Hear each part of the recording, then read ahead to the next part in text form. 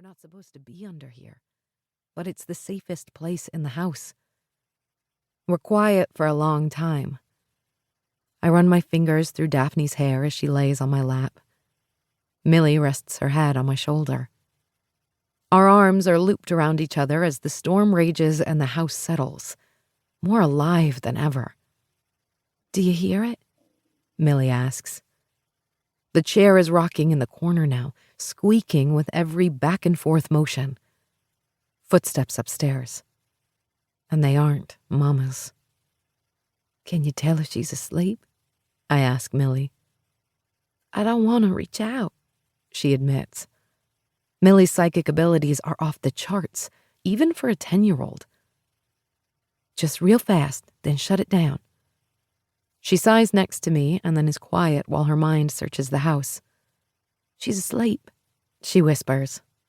"And he's here." "Who?" She whimpers. Daphne stirs and sits up. "I saw him," Daphne says, "in my dream." "Who?" I ask again and flip on my flashlight. I don't have to ask a third time.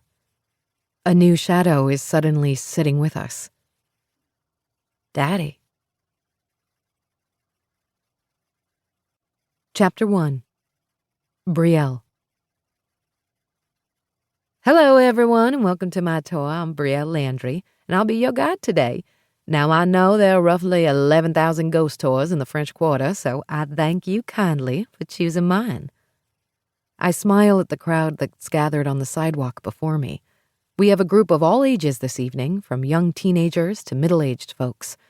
There are those who want to be in the front, listening raptly. And then, of course, there are the drunk ones, who will likely be the hecklers. I have just a couple rules for y'all. No walking in the street. If you've been here for 20 minutes, you've already learned that drivers don't slow down. And I won't lose anyone to vehicular homicide on my tour. The group laughs, and I continue my eyes, roaming the crowd and taking stock. We won't be going inside any of the beautiful buildings we'll be talking about tonight. But halfway through, we will stop at a bar to soak in some AC and have a refreshment or two. Or 5, heckler number 1 says, elbowing his friend. I'm always happy to answer questions, so don't be shy, you hear? Now, let's get started. I point to the big gray building behind me. Most tours save this one for last, but not me. It's the most haunted of the group, and I want to get it over with. Not that the rest of the tour isn't haunted. Ghosts are literally everywhere. But this one, it's sinister. I hate it. Tour groups love it. This building behind me is the LaLaurie Mansion, I begin. Well, a rebuilt version of the original house anyway. Like most buildings in the quarter, it suffered a nasty fire. Delphine LaLaurie lived here with her third husband, Louis. She had 2 daughters from previous marriages. Both of her earlier husbands died early deaths. I swallow hard as I look over at the facade. More shadows than I can count stare back at me.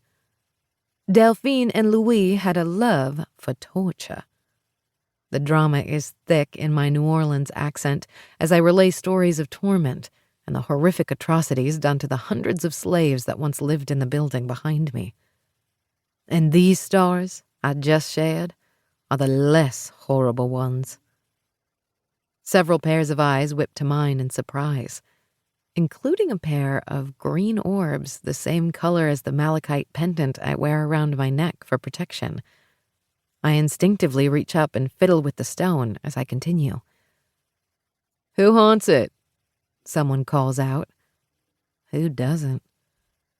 One day, Delphine chased a 12-year-old slave girl up to the roof of the building with a bullwhip. The young girl had been brushing Delphine's hair and hit a snag. She ran from the whip, and it's said she jumped to her death out of fear. Leah, the slave girl, is buried on the grounds of the mansion, along with countless others.